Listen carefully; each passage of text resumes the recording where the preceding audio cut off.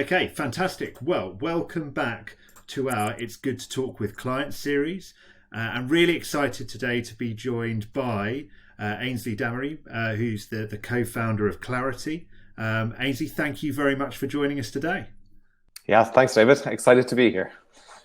Well, perfect. Well, look, if we could just kick off, Ainsley, there'll be a bunch of people watching who are already know Clarity, but if you could just give us a very brief introduction to yourself, that would be great. Absolutely. I am an accountant. I'm still a qualified accountant. I may not have a practicing certificate anymore, but if I talk about us and we as accountants in this session, it's because of I suppose my background. I left KPMG and joined a regional accounting firm in the UK, and pretty much took that from a compliance-only firm to a niche business advisory firm, and I sold that to Crow approximately 2.5 years ago. And I sold that really to concentrate more on clarity and to make a bigger impact. So I'm passionate about small businesses and wanted to do more to help small businesses, not just in the UK, but worldwide. So that was the driver and the main, I suppose, purpose of Clarity. Fantastic. Fantastic. So that's a brilliant segue. Let's dive straight into your experience as an accountant in terms of talking with clients, communicating effectively with clients. Where has the profession been, and where have you seen it go in terms of client communication in your time kind of in the profession, in the industry? Well, really interesting, actually. When I joined that firm, it had offices in the UK. When I joined that firm, it had offices in Cambridge, Henley and Moreton and Marsh. And in one of the offices, I won't mention which one, they used to put their phones take them off the hook when they started in the day. And basically wouldn't communicate with clients other than via fax in those days. I hadn't seen a fax machine, I don't think, for years when I joined that firm, and to see that was the only way that a client could communicate with them. And we used to often take messages in our office saying, please, can you get a message across to your Cambridge office or your Henley office or wherever else? And so it was quite interesting how, I suppose, I'd come from a big firm background where communication was critical, and to move to a smaller firm and to have that level of communication with clients was quite interesting. I mean, obviously at our firm, we really pushed the boundaries on advisory, on culture, on brand, on communications, on everything that we did. It wasn't just a fluffy branding exercise with Taya Valley Tumlin. We did look at systems and processes across the board, and communication was critical. We built packages around that, and in fact, you couldn't come to Taya Valley Tumlin if you didn't take some sort of advisory package, which inherently and necessarily required communication. So whether that was by face-to-face meetings, which were built in, so everybody had to meet face-to-face, whether that was used in the early days GoToMeeting and then switched to Zoom probably about 2004, I think it was. In those days, we didn't have Connect 4, obviously in my firm days. And that was a great way of communicating and being able to do it fast and at speed. And we used to use a lot of webinars and Q&A sessions with clients on a Friday over lunch. And phone in those days as well was really, really important. We tried to discourage email use in the firm because we felt that was lacking, I suppose, the personal touch. And in fact, if you want to get over more information, then it's quicker for the firm to prepare for a phone call than it is for us to write an email, check it from a risk management perspective. And, it takes a much longer to send an email than to just pick up the phone and have a conversation. So we used to discourage the team from sending emails. The email was a default if they couldn't, in fact, get in touch with a client. So those were the ways that we used to communicate. And we did live events. So we used to kind of do an annual conference and various other sessions with clients during the year as well to try and, I suppose, build the relationship, make the client stickier, get to know the clients. I think it's really, really critical to talk to them, to communicate, to get to know them. And it's also because clients, like, small business is a lonely place. And most of their friends are generally employed. So they don't really feel the same issues or challenges. They don't really understand, the challenges with cash flow or the challenges with team and managing customers and paying VAT bills and finding the rent at the end of the month. So it's difficult for small business owners to actually communicate with their friends, and any of their friends who are employed or self-employed. There's a big game going on, and you can't admit weakness or you can't admit that things aren't probably going to plan. So I think it's really important for accountants out there that they are a true trusted advisor. They're there to be able to be a sounding board and to be able to listen to the challenges that their clients are facing in a really trusted space. And I think we as accountants don't really appreciate that, that huge, I suppose, service offering, which we wouldn't consider a service offering, but it is that safe space where a business owner can share their issues and their challenges, their fears, what's not working, and how they can do it better. So I think an awesome, I suppose, service line, and the fact that we are that trusted professional to be able to do that for small business owners. Wow, incredible! What an answer, and that really kind of takes in the accountants talking to clients. So the question I was going to go on to next, but I love that from facts to a fact of life.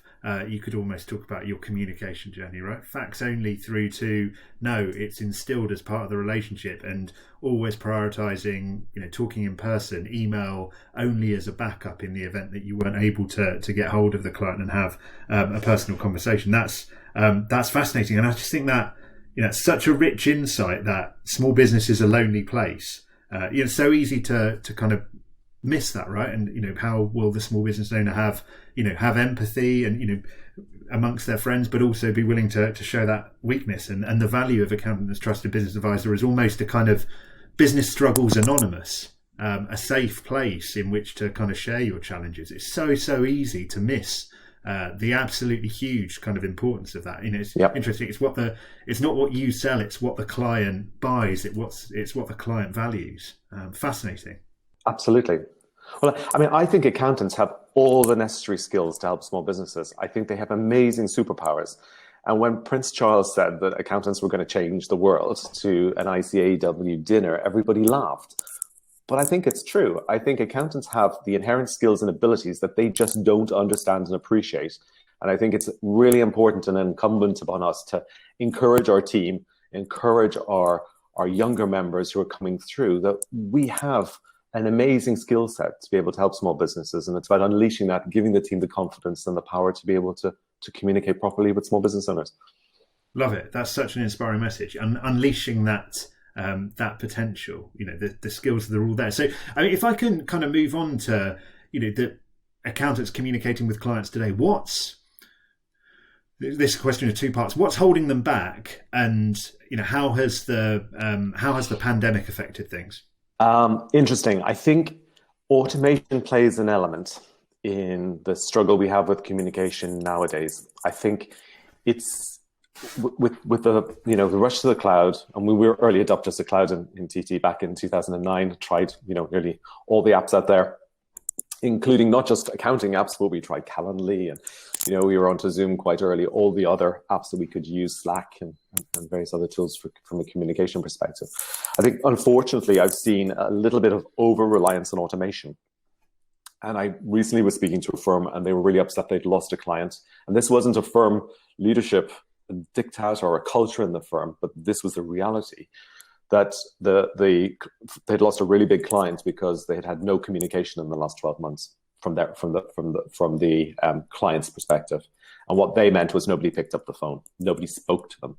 So everything was done by email, everything was done by automation, and there was what they felt was valid communication from the firm. Now, I think the firm would think, well, we're doing everything, and maybe the team members felt we were doing everything on time, we were keeping the clients up to date, we were letting them know what progress was, but nobody had actually picked up the phone and spoken to the client, and they were really upset about that. So I think potentially we've got an issue with over-reliance on automation. We're getting too fancy-pantsy with the tools that we're using and the apps that we're using, and sometimes we forget that this is a human-to-human business. Yeah. Like accountants are in the human-to-human business. We might be dealing with businesses, but we're actually dealing with individuals. And we need to, I think, get the team to understand that, firing out emails, like small business owners are overloaded in information. They've got it coming from all sides. They're making decisions on a constant basis. They've got team issues, challenges. They've got client issues and challenges. And yourself, your inbox is just flooded. So just really, putting more and more information into their inbox doesn't really help. It doesn't solve the problem. So it is important, I think, to realize that potentially we've over-relied on automation. We might need to refocus on that. And I think it's also, an issue with the types of people that go into accounting. So not everybody on your firm or on your team is going to be a great communicator. Some accountants like to sit behind. They're great problem solvers. They're great number crunchers, possibly a little bit introvert. And sometimes they like to sit behind a screen and maybe fire out texts or emails or whatever, rather than actually picking up the phone or getting on Zoom to speak to a client. I think it's important that we understand that, and we get those in the firm that are probably the more, yellow, red type personalities, or, there's lots of different personality toolkits out there, but we need somebody who's a little bit more of a free communicator, maybe to handle those in the firm. And it's about systemizing that proactive contact too. So it's about putting in place for the different grades of clients that you've got in your firm, a proactive communication platform or schedule into the diary. And what I mean by proactive, this is about making the call rather than responding to a request from a client. And so, for example, at TT, our A grade clients used to get a monthly proactive contact. Now, whether that was writing a letter and saying, "Saw this article and thought of you," or whether it was picking up the phone, or whether it was scheduling a Zoom, or an online meeting, or arranging a face-to-face meeting. And as you went down the grades of clients, then there was a different communication pattern for those other grades of clients. So I think it's important to schedule that in and not leave it to chance. I think COVID has had an interesting impact. So small business owners are desperately needing more help. And it's been interesting, a tale of two halves, I suppose, in the accounting profession. We've had some that have retreated and used COVID as an excuse to hide behind working from home and working, behind computers. And we've seen others that have just got out there and are doing webinars and events and, online meetings, obviously going to communicate with clients, and also picking up the phone and just seeing how their clients are doing. I think, which again is hugely important, that empathy and that understanding of what the client's going through. So I think COVID has forced that. I think more accountants are looking at how they can communicate more easily with their clients.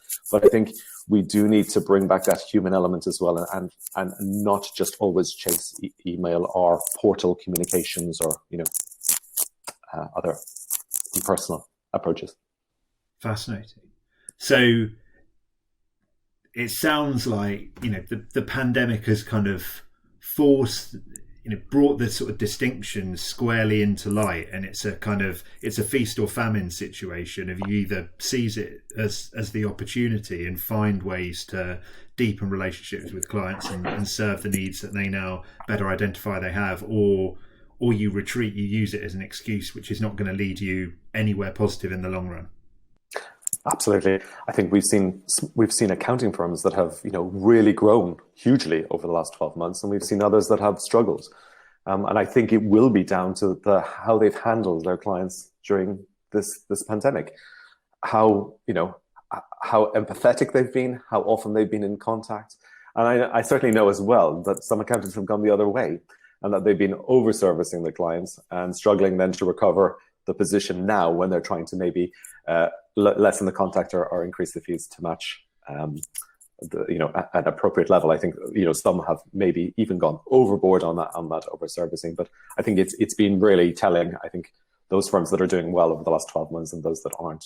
Brilliant. Such interesting insights there, and that that leads us really nicely on to clarity itself. And so we'd love to kind of hear from you about what accountants do well in using clarity with their clients, what you do to help them, and perhaps if it's okay, so you could just give a sort of 1 minute 1 minute summary of kind of clarity, and then I know you've got some stuff you can share. So if you're okay to do that first, and then talk a bit about what accountants are doing well in communicating using clarity, and what you do to help them. Yeah, absolutely. I think I've kind of, when you asked me about this, I thought about it, and I think we, didn't want to go into a demo mode because clarity is whilst it's a simple platform, people think it's quite simple. There's a lot of depth to it. So I didn't really want to go into a demo of any sort. But what I did want to share with you, and I've put it into a little bit more of a stormy format, I think, about the challenges that I see small businesses are facing that accountants can help, what clarity does to help them, and how it helps firms actually overcome their communication challenges. So if you could just bear with me while I share screen. Perfect. So I wanted to really, I suppose, show the major challenges that small businesses are facing, and so how accountants really have the ability to help small business owners. And I think the first one is that we're in a really complex world. Business is complex. It's getting more so. Just think of the changes that have happened over the last 5 years, let alone the last 12 months. And we know that small business owners are drowning in information. So it's really important for us to be able to simplify, strip back that complexity, not overload our clients with even more information, but give them high impact insights and actions that they can, insights that they can take action on. So I think that's the really critical first point. Obviously, the next one is cash. And, startups don't have any. They borrow from, banks, friends, credit cards, friends and family, mum and dad. And growing businesses just consume cash. Scaling businesses eat cash. It's just the law of business. So helping business owners understand cash flow movement, and how to get access to more cash and accelerate cash within their business and get access to the right funding at the right price, I think is again, really important and a skill that we have in spades as accountants. The other big challenge is understanding their numbers, getting their numbers in the first place, I suppose, but understanding those numbers.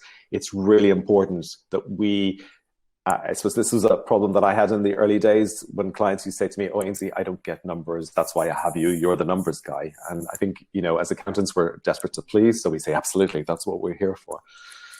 But it isn't. We need our clients to understand the importance of their numbers. We need to understand and get them to understand every financial decision, the implication that that's going to have on their business. So it's really critical that we help them get to know their numbers and the important numbers that matter to them. And the last one is planning. We can all argue about, the validity of planning, but in reality, no successful business succeeds without a business plan. And that plan doesn't have to be a tome that sits in the bottom of the filing cabinet. It's actually a living, breathing plan, a 12-month rolling forecast or projection. It's important that business owners know where they're trying to get to so that we can measure where they are on that road. And again, all the analogies you want. You can't build a house without a plan. You can't start with chucking blocks on the ground and seeing what happens. Not to say that the plans aren't going to change, and it's important that the plans do change, but it's important that we start out that way and we understand the scenarios and get the clients to understand the various scenarios involved in their business. So I think those are really, 4 important areas that accountants have in spades to be able to help small businesses overcome their significant challenges. Now, from a why clarity perspective and why we put clarity together, the first one was really that we knew accountants struggled with introducing or scaling business advisory in the past. So, for the top 10, 20% of clients in any firm, they pay good money, they get good support from the partners or senior managers in the firm. There's a lot of, whether it's structured support or not, they do get the answers that they need and they do get the help that they need. But it's the other 80% in the firm that really struggle to get, I suppose, meaningful business advisory work from an accounting firm. They tend to just get a compliance-only service. Now, obviously, not all firms, but the vast majority of firms. So we've really, really worked hard in Clarity to help introduce or scale business advisory services with education platforms, with guides, with training toolkits for the team to be able to help them either introduce or scale up business advisory services in the firm. And the other big challenge we have is the over-focus or over-reliance on the senior team to do business advisory in an accounting firm. So this is, how do we leverage technology and how do we leverage the team to create an even bigger impact? And so for us, that was the platform itself in its obvious guise, and I'll show you what that does. But also it's about the advisory frameworks and resources that we've put together and the systems and toolkits so that the team can actually really deliver. This isn't just always down to the senior management. We can get the entire team involved. Obviously, some of those will still want to sit behind computer screens, but this is about those team members that are good at engaging with customers and clients and those that want to help their small business owners and do that by connecting with them. So we give them the systems and toolkits to do that. And then it's, the power of any idea is only ever in the implementation. Well, it's the success of any idea is only ever in the implementation. So we've got a member success team that holds our members accountable. We've got a lot of events that go on to help business owners share ideas, accountants share ideas, share quick wins.